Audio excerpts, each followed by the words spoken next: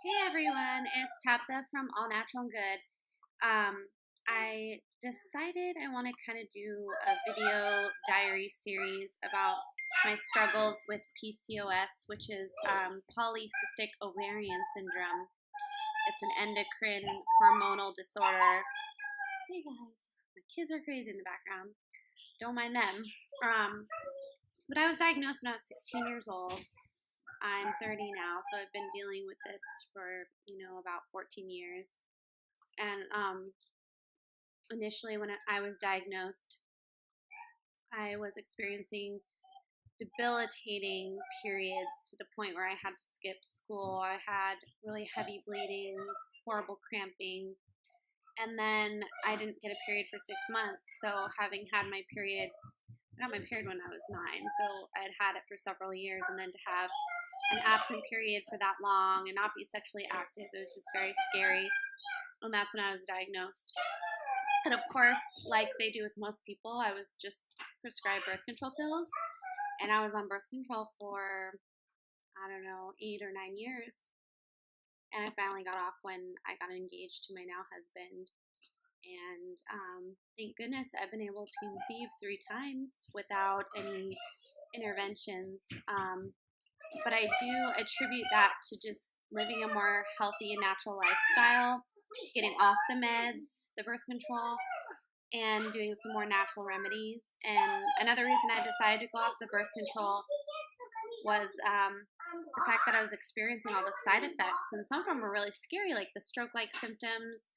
And around that time, I was also diagnosed with fibromyalgia, so whether or not that was caused by the birth control or the PCOS, or a combination of things, my lifestyle, stress, I was in college at the time, or, a variety of things. And that's just really when I wanted to turn my life around. So I've decided I really want to document my current struggles. I've had 3 kids back to back between being pregnant and breastfeeding for the past 6.5 years. So now that I'm done having kids, I'm still breastfeeding a little bit, but my body, I think, is just readjusting. A lot of my symptoms are coming back, and it's been a while since I've dealt with some of these problems because pregnancy and breastfeeding really just kind of put that on hold, which was nice.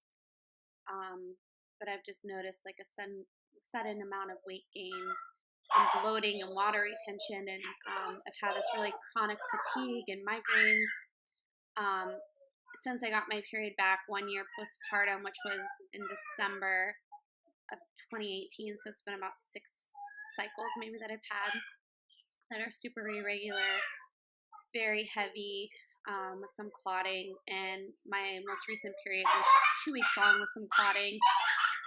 So when I kind of started getting this chronic fatigue, I figured I need to just go and make sure this isn't anything major, because it's kind of like I just kind of forget sometimes what it was like with these symptoms before I started having kids 6 or so years ago. And all my tests were normal, so I'm really thinking this is all hormone related. But I know if I go in to my OBGYN or primary care doctor, they're probably going to recommend birth control pills again, and it's just something I've decided I won't go on for the rest of my life, and I'm just going to have to deal with PCOS for a long time. But anyway, what I'm really here to discuss is I want to show you guys the different supplements and things that I've decided to incorporate, just in case I might be able to help somebody else out who's dealing with the same thing and maybe wants to go the more natural route and not be on birth control or any kind of medications. So I, just with research and things I've used in the past, there's so many different things you can take, and I didn't want to take everything. I don't want to take too much. I'm already taking a lot of supplements as it is before I incorporated this stuff. So I just kind of picked and chose, and also depending on what was available at my health food store. But I first went to Trader Joe's because I love Trader Joe's, and their supplements are fairly inexpensive. Unfortunately, not vegan, because a lot of these have gelatin. But I was in a pinch, and they're affordable, so I wanted to just share with you. Oil of evening primrose is something I've actually been taking for a really long time.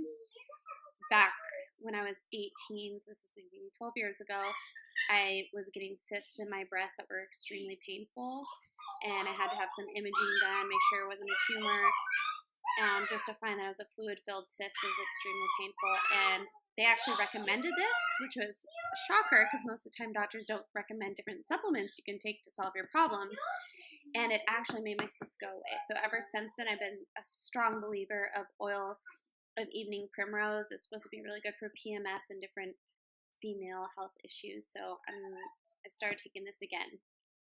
And then always I take probiotics. This is one of the kinds that I take. So every single day I take this, and so do my kids. And another herb that I found while I was researching is called astragalus. I'm kind of new to astragalus, but I got the tincture version from my local health food store, and you just add this to water or juice. And it's supposed to be really good for your immune system as well. And we'll see what else it does. I can't remember everything about astragalus, but as I learn more, I'll keep you updated throughout my journey. And another thing I read about was flaxseed oil, so I decided just to go with the supplements because it's just easier for me to swallow than having to mix in the oil in some drink or something like that. And one of my friends recommended maybe I try digestive enzymes, and I have heard about them many times, but haven't really taken them that much, so I just recently started taking these daily. And vitamin D, that's something I've always taken. I always take lots of vitamin D. I think it's important for immune health and all of that. And magnesium is also a supplement that they recommend for managing PCOS. So I've been taking that too. And omega 3s is something that I've always taken. This has DHA and EPA. I love Nordic Naturals. So that's something I've always taken as well. But also, there's so many different herbs that I researched, but I was hoping I can get some of them in the tea version. So some of them I'm taking by supplement and maybe others by tea. So stinging nettle was one that was recommended. So I combined this with red raspberry leaf tea because that's also good for periods and your cycle and PMS and just overall uterine health, which I think is really important for me right now. And I also love the taste. So I'm combining this with the nettle leaf, and I'm just going to drink it as iced tea. It's herbal, so, there's no caffeine. And that's another thing is sadly, one thing that's recommended is cutting out coffee. And I think it's more so because of the acid, not so much the caffeine, but it does have a high caffeine content. So I was able to find this at my health food store. It's a low acid coffee, like a fusion coffee. So it has some coffee in it, and it has matcha, rooibos, and goji, and it's supposed to have enough antioxidants that equal 4 servings of blueberries. So I'm going to try this because giving up coffee is really hard, and I feel like I've done that this week, and it's obviously not making me feel any better yet because I was so used to drinking it daily. So I think this would be a good way to just kind of wean myself off of coffee, get that daily coffee taste that I need, that little bit of caffeine I need to start my day. So I'll keep you posted how I like that. And I really hope that this helps somebody out there. Hopefully we can learn from each other. I'm still not an expert, and I'm still dealing with this. And I hope that this resonates with somebody.